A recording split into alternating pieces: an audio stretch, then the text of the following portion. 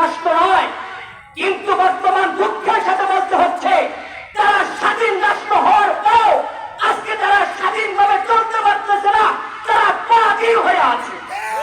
মুসলিম উম্মাহ ইতিহাস জানতে হবে, ইতিহাস বুঝতে হবে। ফিলিস্তিনের কখনো পরাধীন নয়। কেন? সেখানে ফিলিস্তিনের পরিচয় হলো ভূমধ্য সাগর ও জর্ডান নদীর পাশে একটি রাষ্ট্র, যার নাম হলো ফিলিস্তিন, যেখানে সর্বপ্রথম কেনানি বাদশারা এসেছিল তাদেরকে দাওয়াত দেওয়ার জন্য আল্লাহ তাআলা ইব্রাহিম আলাইহিস সালামকে পাঠিয়েছিলেন। ইব্রাহিম আলাইহিস সালাম তাদেরকে দ্বীনের দাওয়াত দিয়েছিলেন।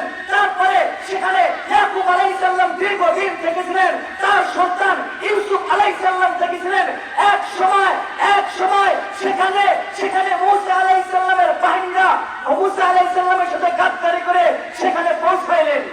এক সময় তারা ফিলিস্তিনকে নিজের বান্ধব নিয়ে নিলেন ইহুদিরা, তাদের থেকে ছিনিয়ে আনার জন্য সুলতান সালাউদ্দিন আইয়ুবী তিনি তার বাহিনী নিয়ে সেখানে প্রবেশ করলেন। তিনি ফিলিস্তিনকে দখল করলেন, মুসলমানদের হাতে ফিলিস্তিন চলে গেল।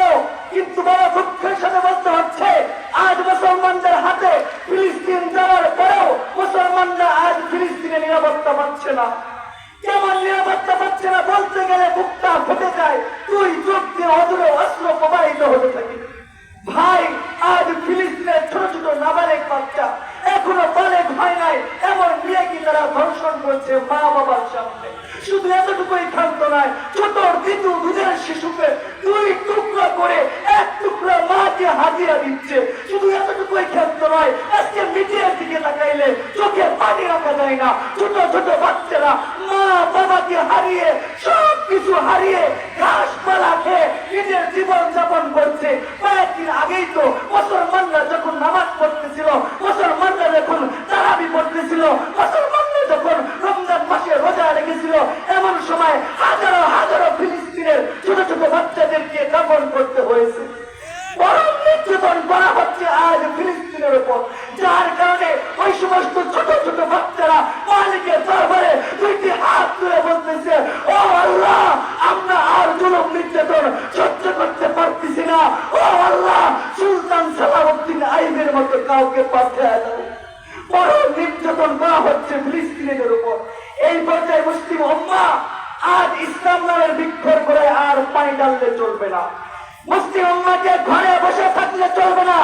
এই কঠিন মুহূর্তে মুসলিম উম্মাহর কি করতে হবে এই সম্পর্কে মার্কাজুল দাওয়ার মহাপরিচালক বর্তমান জাতীয় মসজিদ বাইতুল মুকাররমের খতিব মাওলানা আব্দুল মালিক সাহেব হাফিজাহুল্লাহ বলেন, মুসলিম উম্মাহকে তিনটা কাজ করতে হবে, তাহলে সকল ফিলিস্তিনিরা মুক্তি পাবে। নাম্বার 1, মুসলমানকে আল্লাহ তাআলার উপর বিশ্বাস রাখতে হবে। নাম্বার 2, মুসলমানকে সর্বপ্রকার গুনাহ ছাড়তে হবে।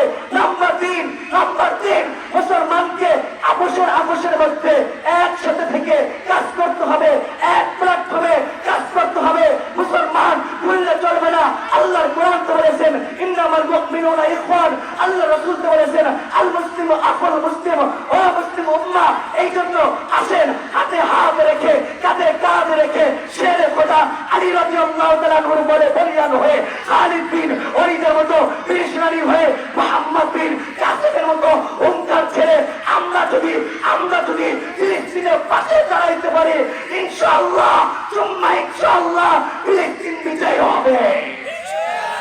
সম্মানিত মুআজ্জাজ হাজিরিন, আখেরি পয়গাম, আমরা কাউকে ভয় পাই না, আল্লাহকে ভয় পাই এবং কারোর জন্য আমরা কোনো কাজ করি না, সকল কাজ আল্লাহর জন্য করি। হ্যাঁ, আমার সন্তানকে আমি মহব্বত করি, আমার ঘরকে আমি মহব্বত করি। রব্বে কাবার কসম, যখন ফিলিস্তিনে একজন সন্তানের গায়ে আঘাত করা হয়, আমার মনে হয় আমার সন্তানের গায়ে আঘাত করা হয়েছে। আল্লাহর কসম করে বলছি, সীমানা খুলে দাও। কোটি লক্ষ লক্ষ মুসলিম জনতা ফিলিস্তিনের পাশে দাঁড়াবে। আর ওই সমস্ত জারজ ইহুদিদেরকে বাংলাদেশ শুধু মুসলমানরা নয়, পৃথিবীর সমস্ত মুসলমানরা একসাথে মিলে জারজ ইহুদিদের নাম পৃথিবীর মানচিত্র থেকে মুছে দিবে। মুসলিম উম্মাহ আখেরি পয়গাম, তাদেরকে সাহায্য করতে হবে। তাদেরকে সাহায্য করতে হবে ইসরায়েলকে নয়, তাদেরকে সাহায্য হবে আমাদের তাদের পণ্য বয়কট করার মাধ্যমে। এই জিনিস স্পষ্ট ভাষায় বলছি, তাদের পণ্য বয়কট করুন, কোকা-কোলা বয়কট করুন। পৃথিবীর সমস্ত নদীর পানি যদি কোকা-কোলা হয়ে যায়, সকল বাগানের পানি যদি কোকা-কোলা হয়ে যায়, সব কিছুর পানি, মোটরের পানি, কলের পানি যদি কোকা-কোলা হয়ে যায়, মুসলমান কোকা-কোলা খেতে পারে না। আল্লাহ তাআলা বললে সুন্দর